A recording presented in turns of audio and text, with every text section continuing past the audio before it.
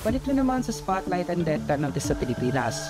Para daw ito sa mga korap na politiko at government officials, sabi ni Senator Bato de la Rosa sa isang Senate hearing about the flood controls controversy.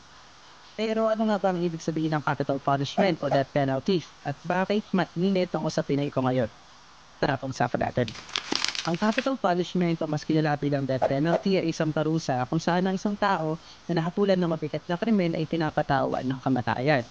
Sa Pilipinas, na-abolish na ito noong 2006 sa ilalim ng administrasyon ng dating Pangulong Gloria Macapagal Arroyo. Ngayon, gusto ni Senator Ronald Bato de la Rosa na ibalik yung death penalty lalo na sa mga kasong may kinalaman sa korupsyon. Ayon naman kay Mr. Bernardo, hindi daw tiyak na mawawala ang korupsyon pero mababawasan ng katiwalian sa bansa. Now this raises a very important question.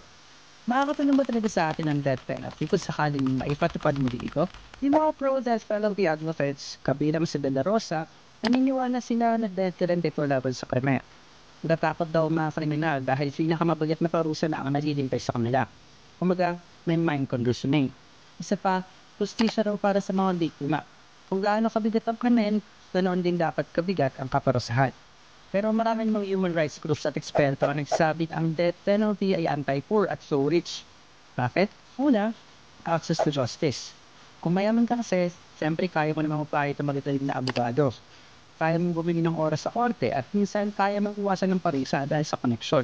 Pero kung mahirap ka, kadalasan nakaasa ka lang sa mga public attorney na sobrang dami ang kaso. Mas mataas ang chance sa mong mahatulan kahit minsan inosente ka. Pangalawa, based on historical data. Bago kasi abolish ang death penalty noong 2006, karamihan ng mga nasa death row sa Pilipinas ay galing sa mahihirap na pamilya. Ibig sabihin, mas naapektuhan ng mga maliliit na tao kaysa yung mga malalaking personalidad. Kaya sinasabi ng mga kritiko, in theory, ang death penalty ay para sa lahat.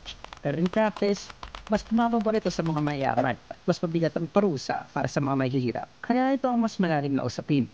Makakapagdala ba talaga ng hustisya at kaayusan ng pagbabalik ng death penalty o baka naman ito'y magdudulot ng mas malaking kawalan ng katarungan lalo na para sa mga mahihirap? No cap, just facts.